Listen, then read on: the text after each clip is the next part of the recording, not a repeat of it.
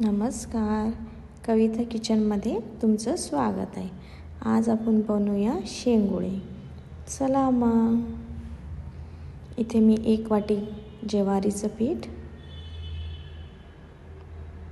1 वाटी गव्हाचं पीठ, 1 वाटी बेसन पीठ घेतलेलं आहे. पाहू शकता तुम्ही. बारीक चिरलेली कोथिंबीर टाकत आहे. यामध्ये नंतर अद्रक लसणाचं पेस्ट टाकते, हळद, मीठ, मिरचू हे टाकून मिक्स करून घ्यायचं. चांगलं मस्त एकजीव करून घ्यायचा. पाहू शकता तुम्ही हे कसं मस्त झालेलं आहे एकजीव. असं मी ते आता एक उंडा घेऊन त्याला शेप देत आहे. तुम्ही तुमच्यानुसार शेप देऊ शकता. इथे मी गोल करत आहे. पाहू शकता मी थोडेफार आधी करून ठेवलेले होते.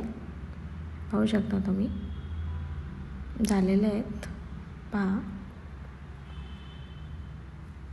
इथे मी कढई ठेवून कढईमध्ये तेल टाकत आहे फोडणी देण्यासाठी.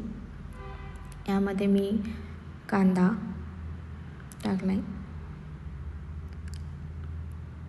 अद्रक लसणाची पेस्ट टाकून घ्यायची, थोडंसं लालसर होऊ द्यायचा कांदा आणि अद्रक. इथे आपण जिरे टाकून घ्यायचे, त्यानंतर थोडीशी मिरं टाकायची.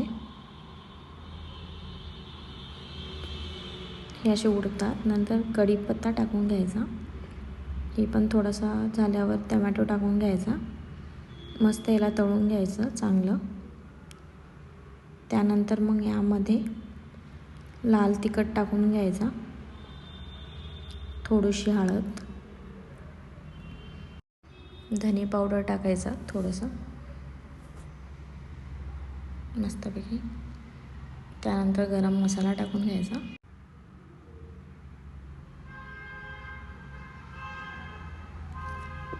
यानंतर मग थोडंसं मीठ टाकून घ्यायचं. हे हलवून घेतल्याच्यानंतर पाणी सोडा तुम्ही याच्यात. मी 2 वाटी पाणी टाकलेलं आहे यामध्ये. पाहू शकता तुम्ही. इथे एक उकळी काढून घ्यायची.